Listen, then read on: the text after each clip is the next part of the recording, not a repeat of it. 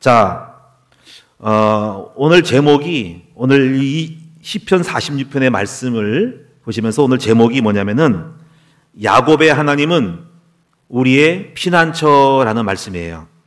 여기 본문에 보시면은 7절하고 11절에 보시면은 나오는 게 뭐냐면 만군의 여호와께서 우리와 함께 하시니 야곱의 하나님은 우리의 피난처시로다. 그래서 오늘 말씀의 제목이 야곱의 하나님은 우리의 피난처시라라는 말씀이에요. 11절에도 보니까 반복해서 하고 있어요. 만군의 여호와께서 우리와 함께 하시니 야곱의 하나님은 우리의 피난처시로다. 셀라.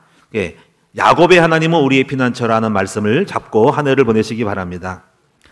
2020년부터 2021년까지 계속된 코로나 상황을 비롯하여서 우리가 전 세계는 위기를 느끼고 있습니다.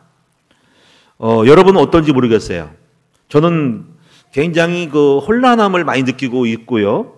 우리 성도님들도 많이 혼란함을 느낄 수 있겠다라는 마음이 들고, 그래서 여러분에게 꼭 전달하고 싶은 것은 그 혼란함 속에서 결국은 우리가 피할 것이 있어야 되거든요. 그 피할 곳이 피난처가 있다는 거죠. 바로 저는 오늘 여러분에게 세상이 흔들리고 어떤 문제가 와도 야곱의 하나님은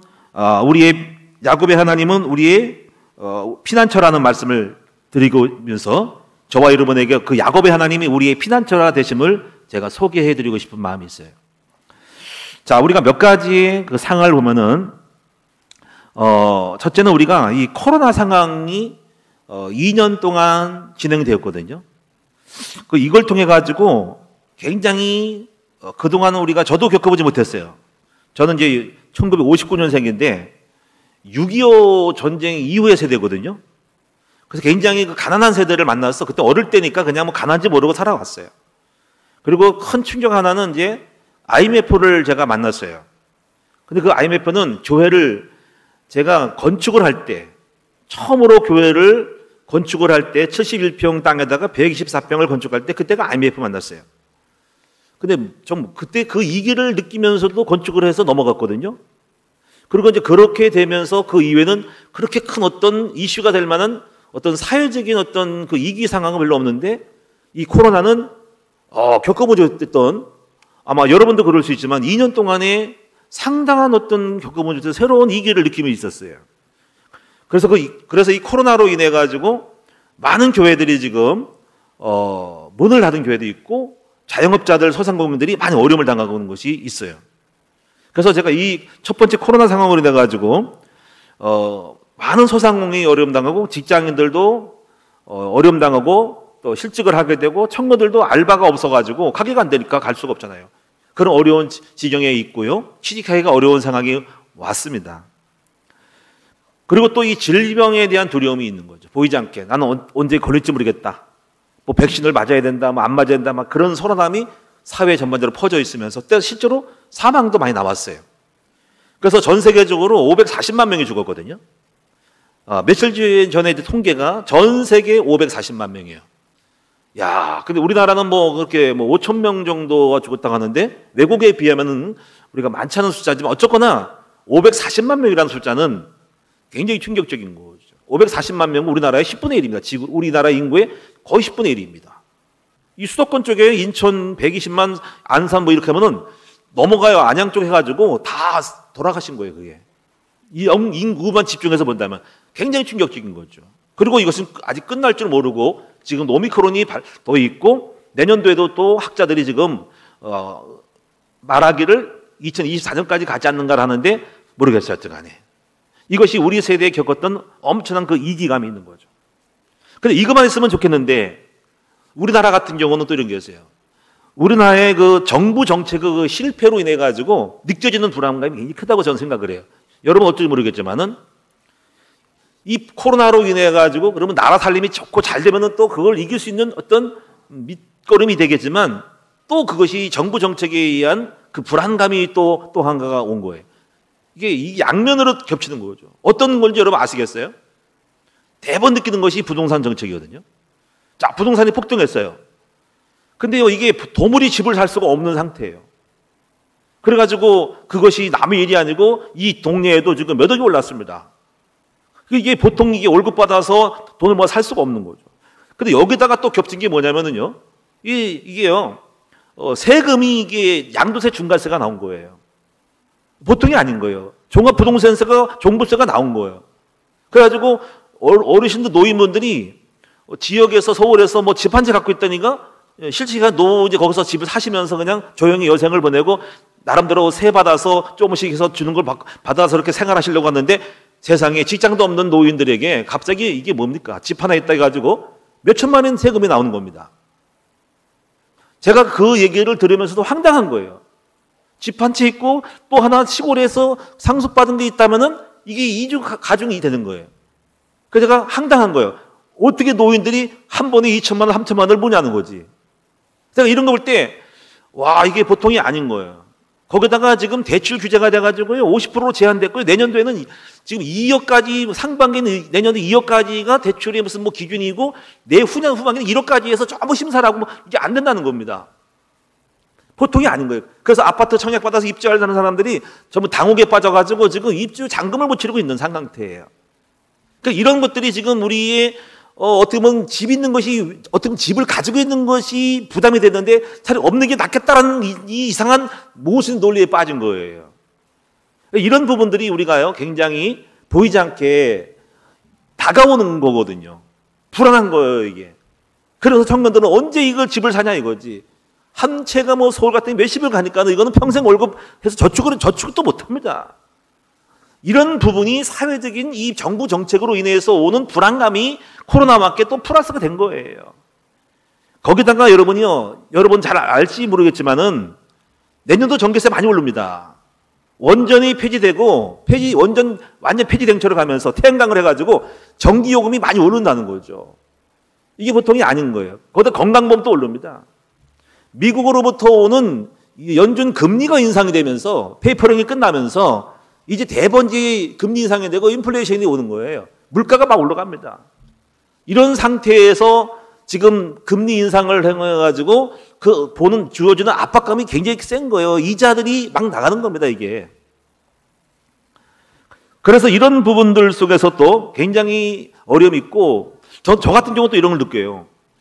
이게 보통 심각한 것이 아니라 대한민국이 아직 국방에 북한하고 대치하고 있거든요. 이 종전선언이라는 부분도 저는 그게 정말 그렇게 끝낼 일이 아니는 거죠. 이 종전선언을 하면 어떤 일이 벌어지냐면요. 이제 합법적으로 미군 유엔사에서 들어올 수 있는 우리나라에 주둔해가지고 우리나라를 지켜주는 방패막이 사라질 수밖에 없는 거예요. 이 방패막이 사라지면 유엔군이 출소하게 되고 왜 우리 유엔군이 오냐 이거지. 그럼 우리나라를 지켜주는 어떤 우방이 사라지는 거예요. 미군도 철수할 수밖에 없는 상황이 되는 겁니다. 그럼 누가 좋을까요? 그럼 그렇게 한다가지고 북한에서 무기 다 폐지할까요? 그대로 핵무기 갖고 있는 거예요. 우리의 방어망만 없어지는 거예요. 그러면 이제 공격당하면 들어올 수 있는 여지가 없어요. 공격을 막을 수 있는 여지가 없어요. 미국에서 들어온다 하더라도 그때 의회에서 허락받아야 되고 군인 파병하려면 그 사이 공격당하고 끝나는 겁니다. 그러니까 제가 볼 때 왜 이걸 하느냐 이거예요. 이거는 자기 실적 올리기예요. 정부의 실적 올리기예요. 한번 내가 종전하고 끝났다 이거지. 이거는 실용적이지 않은 거예요.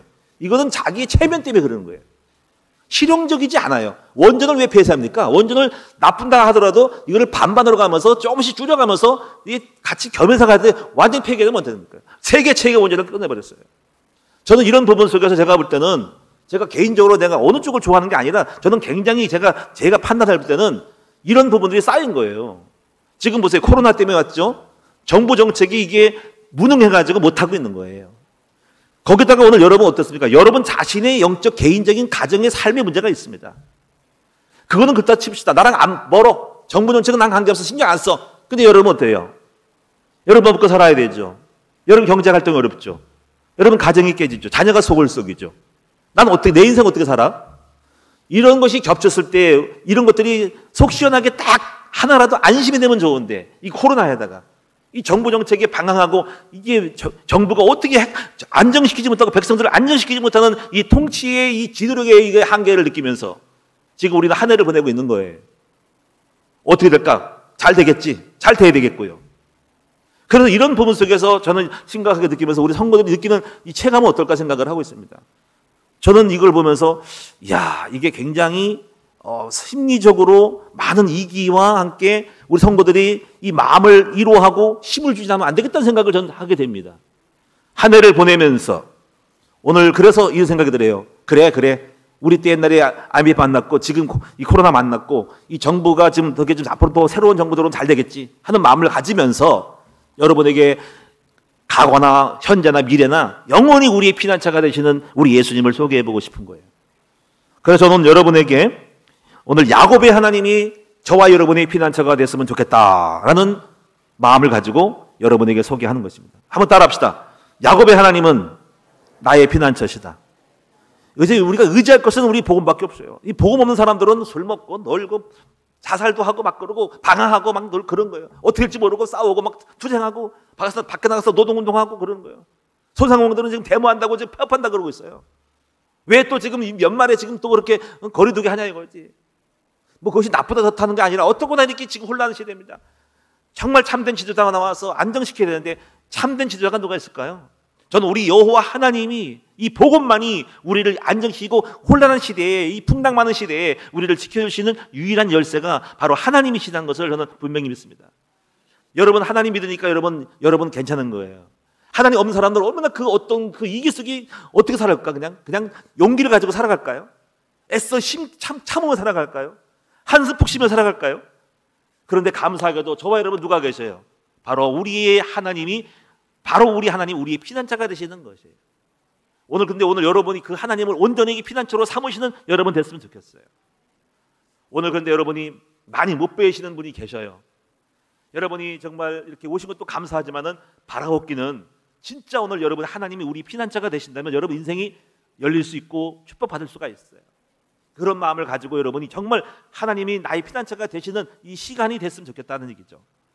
그럼 우리가요.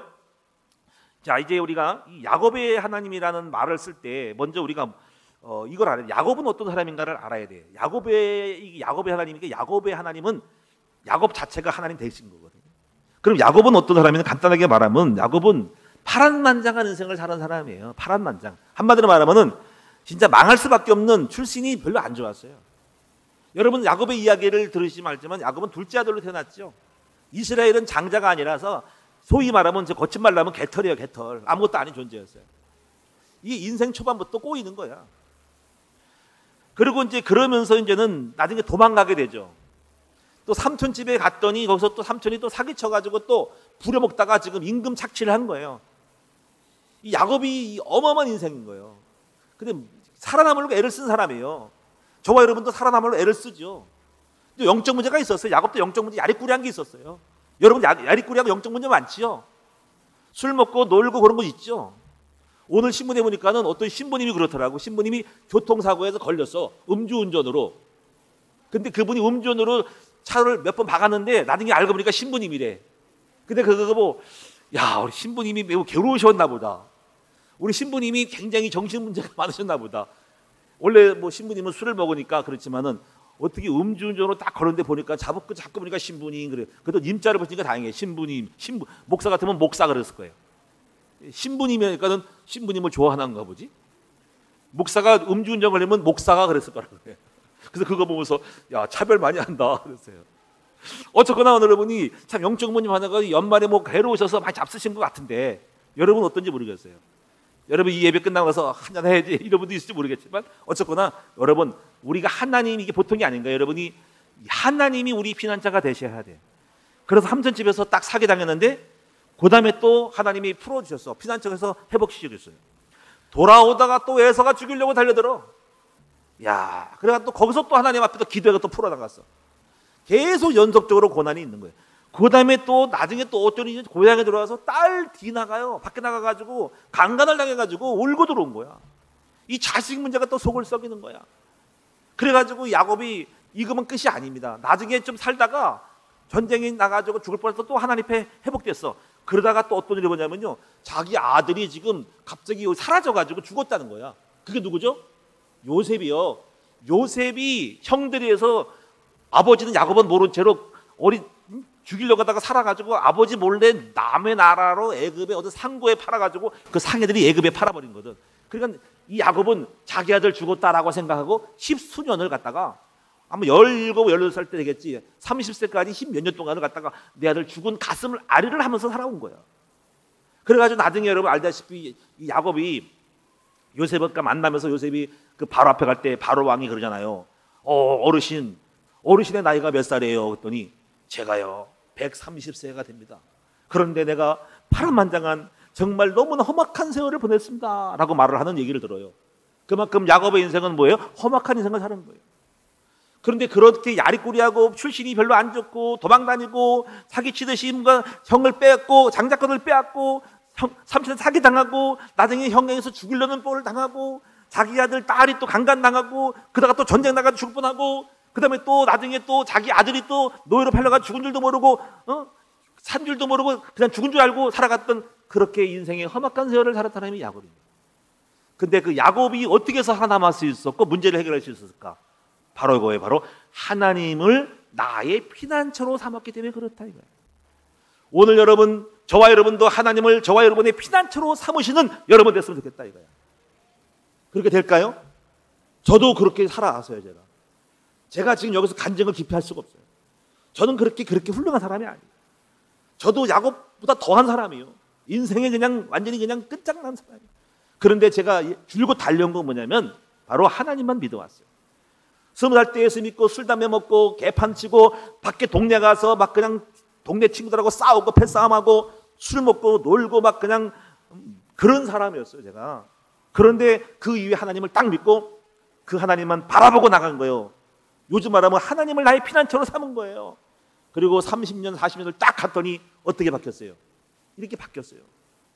제가 담배를 피우고 술 먹고 동네 인천에 다니면서 그룹으로 모여가지고 배싸움하고 다니면서 사람이에요. 개판 치고 다니던 사람이에요. 엉망이었어요. 그런 사람이에요. 오직하면 우리 새어머니가 우리 사모를 보고 어떻게 저런 애랑 결혼하냐 그럴 정도로 제가 이미지가 완전히 망가진 사람이었어요. 그런데 제가 왜 이 얘기냐면은 이와 같은 인간을, 이와 같이 어려운 인생을 폭망할 인생을 내가 어떻게 이렇게 살아왔냐 이거지. 바로 하나님을 나의 피난처로 삼았기 때문에 된 거라 이거야. 나는 그래서 확실히 말할 수 있어요. 한번 따라합시다. 하나님은 나의 피난처. 여러분도 따라합시다. 하나님을 나의 피난처로 삼으면 승리할 수 있다. 아멘. 그래서 오늘 여러분 그 하나님을 소개하고 싶은 거예요. 이 46편의 말씀은 그 간증을 하는 거야.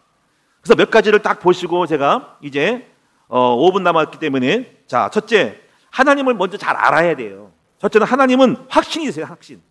여러분 46장 1절에 보니까 이렇게 말씀하죠. 하나님은 우리의 피난처시요 힘이시니 환난 중에 만날 큰 도움이시다. 확신하세요. 하나님은 우리의 피난처가 되세요. 여러분 저도 피할 길이 없었어요. 근데 하나님을 피했더니 저를 피해서 보호하시고 살려주셨어요. 하나님은 힘이에요. 하나님은 나의 힘이 되셔요. 그 하나님을 믿고 제가 여기까지 온 거거든요. 그 하나님이 나의 힘이 되셨어요. 그 하나님 나의 백이 되셨어요. 그 하나님 아버지가 나를 지켜주셨어요. 환난 중에 만날 큰 도. 제가 환난 많이 만났어요. 제가 줄 뻔 많이 했어요. 그런데 하나님이 저를 살려줬어요. 여러분 그 하나님을 확신하고 가셔야 돼. 여러분 한번 믿어보세요. 그 하나님이 나아가면 절대로 하나님은 여러분을 거대로 내버리지 않고 죽도록 내버리지 않고 여러분 보호하실 거예요. 이제부터 한번 뛰어들어 보세요. 여러분 혹시 지금 어려움 당한 분이 있습니까? 앞길이 막막합니까? 영적 문제 때문에 괴로워합니까? 내 습관 어떻게 끊을까? 내 성질 어떻게 끊을까? 내 인생 어떻게 풀까? 그렇게 날마다 고민하겠죠. 여러분은 훌륭한 분들이 그런 고민이 있어야 돼요. 저도 고민 많이 했어요. 저도 고민했어요. 어떻게 살까? 내 인생을 잘 살아가고 싶은데 누구나 다 그런 마음이 있어요. 답이 없죠, 여러분들은. 근데 답을 드릴게. 바로 하나님 앞에 나오면 될 수 있다. 여러분 그 하나님 앞에 두고도 왜 딴 길을 찾아요?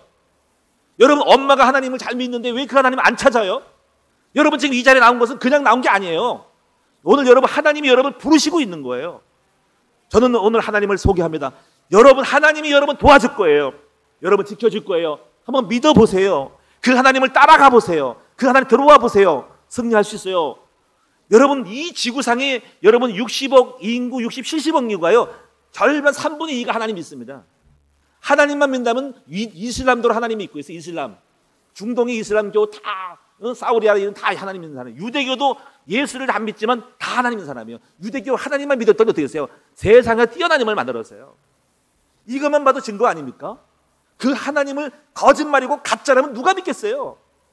그 예수님이 가짜라면 2000년 동안에 누가 믿겠어요? 여러분 하나님은 살아계셔요. 그리고 예수님은 우리의 능력자가 구원자가 되셔요. 그 하나님을 믿고 예수를 믿으면 절대로 우리는 부끄러움이 없을 거예요. 그 하나님께 나아가는 여러분 됐으면 좋겠어요. 고민하지 마세요. 주님을 받아들이세요. 주님을 한번 믿어보세요. 따라가 보세요. 추구해 보세요. 이게 확신이에요. 두 번째는 하나님이 보호해 주셔요. 그 보호가 뭐냐면 5절입니다. 우리 한번 5절을 한번 읽어보겠습니다. 5절 다 같이 시작. 하나님이 그 성중에 계심이 성이 흔들리지 아니할 것이다. 여러분, 이 성중에 있다는 말이 무슨 말일까?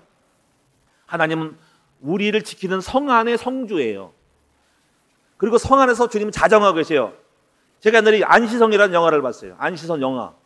양만춘인가? 당나라 태종이 쳐들어왔죠. 몇십만 데리고.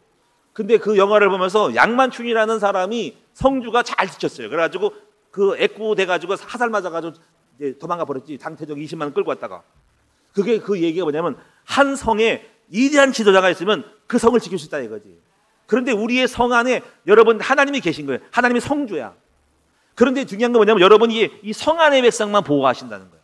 왜냐하면 여러분이 성중에 하나님이 계시는 것은 우리의 하나님이 나아발이라 그러지. 성 안에 하나님이 자장하니까 그 성 안에 들어온 사람은 다 보호해 준다는 거죠. 그게 바로 뭐예요? 교회예요. 여러분 교회 들어오면 사는 겁니다. 여러분 이게 어마어마한 거예요. 하나님의 보호 안에 들어온 거예요. 하나님이 막을 쳐주고 천사를 파송해 지켜주시고 지켜주시는 그 성 안에 들어온 거예요. 성 밖에 나가면 안 돼. 성 밖에 사람은 관심이 없어. 성 안에. 저는 오늘 이 교회 나오시는 분들은 성 안에 들어온 거예요. 하나님의 품에 들어간 거예요. 하나님 백성은 절대로 내버려두지 않고 죽도록 내버려두지 않아요. 나의 백성, 나의 자녀는 지켜요. 저도 우리 자녀가 있어요. 우리 자녀를 어떻게 지키려고 신경 쓰고 있어요. 저는 우리 큰나무 성도들을 정말 한 사람 한 사람 놓고 기도하고 오늘도 제가 여러분 작년에 기도 제목 카드 다 읽어보고 왔어요. 그리고 몇 장 뽑아왔는데 여러분이 간증한 거로 있는데 다 시간을 못하고 있는데 보면서 다 읽어봤어요. 여러분 하나님은 여러분 관심이 많으세요. 교회 큰나무교에 이름이 등록된 사람들은 다 관심이 있으셔요. 하나님이 여러분 보호하실 거예요. 하나님이 성중에 들어가 있어서 성 안에 계시는 거예요. 그리고 오늘 이 성 안에서 축복을 마음껏 누리셔야 됩니다. 오늘 여러분 성 안에 하나님 백성이 됐으니까 걱정하지 마세요. 우리 아버지가 여러분 지켜줄 거예요. 여러분 근데 하나님은 온전히 믿으셔야 됩니다. 성 안에 있으면 왜 두려웠고 떨리고 불안해해요?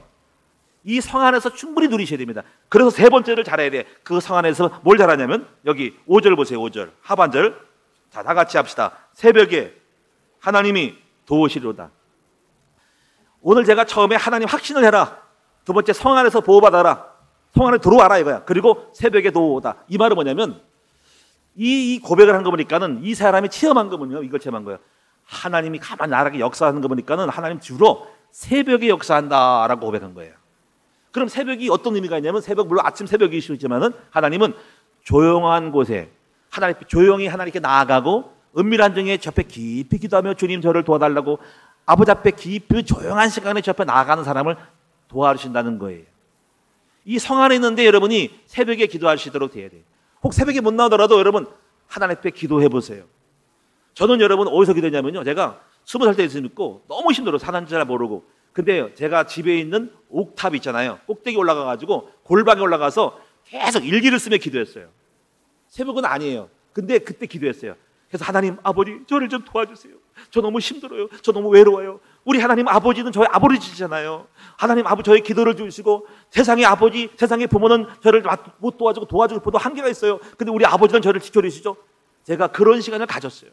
깊이 하나님 기도하면서 눈물 흘리면서 다른 말도 못해 기도할 줄도 몰랐어요. 그 다음은 아버지 저 도와주세요 했어요. 오늘 여러분도 마찬가지예요. 왜 그 전능하신 하나님 아버지를 내버려두고 왜 홀로 고민해요? 응? 기도할 수 있는데 왜 탄식하고 아버지를 찾지 못해요? 여러분 많은 지식이 필요한 게 아니에요. 훌륭한 미사역으로 오랫동안 기도하는 게 중요한 것이 아니에요. 다 한 마리 늘 아버지 앞에 무릎 꿇고 기도해 보세요. 그리고 눈물 흘리면 아버지 저 좀 도와달라고 한번 해보세요. 그리고 하나님은 도와주셔요.